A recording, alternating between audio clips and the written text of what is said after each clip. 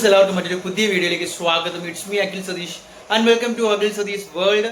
ഒരുപാട് വിദ്യാർത്ഥികൾ രാവിലെ തന്നെ നാളത്തെ അവധി അറിയിപ്പുകളും അതുപോലെ തന്നെ ഇപ്പോഴത്തെ മഴയുടെ സാഹചര്യം മുൻനിർത്തിക്കൊണ്ടുള്ള കമന്റുകളും ഒക്കെ രേഖപ്പെടുത്തുകയുണ്ടായി. നമുക്കറിയാം കേരളത്തിൽ അങ്ങോളം ഇങ്ങോളം കനത്ത മഴ പെയ്യുന്ന സാഹചര്യം തന്നെയാണ്.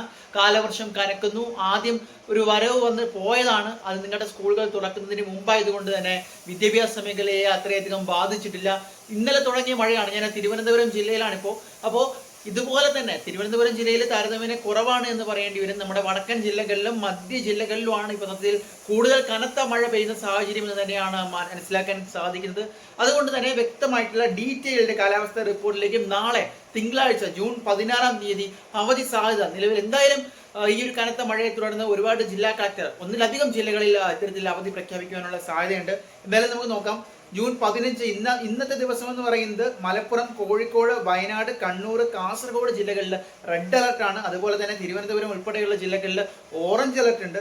എല്ലാ ജില്ലകളിലും, അതായത് ലക്ഷദ്വീപിൽ മാത്രമാണ് ഈ യെല്ലോ അലർട്ട്. ബാക്കി എല്ലാ ജില്ലകളിലും ജൂൺ 15 ഇന്നത്തെ അവസ്ഥ എന്ന് പറയുന്നത് ഓറഞ്ച് അലർട്ട് അല്ലെങ്കിൽ റെഡ് അലർട്ട് എന്ന സാഹചര്യമാണ്. ഇനി നാളെയിലേക്ക് എടുത്തു കഴിഞ്ഞാൽ മലപ്പുറം, കോഴിക്കോട്, വയനാട്, കണ്ണൂർ, കാസർഗോഡ് ജില്ലകളിലാണ് നിലവിൽ, അതായത് 4 മണിക്കൂറിന് മുമ്പ് വന്നുള്ള അറിയിപ്പിൽ റെഡ് അലർട്ട് ഇപ്പോൾ പ്രഖ്യാപിച്ചിരിക്കുന്നത്, അതായത് വടക്കൻ ജില്ലകളിൽ. അതുകൊണ്ട് തന്നെ നമുക്കറിയാം കണ്ണൂരിലൊക്കെ ഇതിനു മുമ്പ് റെഡ് അലർട്ട് ഉണ്ടായിരുന്ന സാഹചര്യത്തിലെല്ലാം അവധി പ്രഖ്യാപിച്ച ഒരു ട്രെൻഡ് ഉണ്ടായിരുന്നു. ഇത്തവണയും അതായത് നാളെ തിങ്കളാഴ്ച ഈ ഒരു മഴ തുടരുന്ന സാഹചര്യത്തിൽ ഈ റെഡ് അലർട്ടുകൾ നിലവിൽ വന്നിരിക്കുന്ന ജില്ലകൾക്കെല്ലാം അവധി പ്രഖ്യാപിക്കാനുള്ള സാധ്യതയുണ്ട്.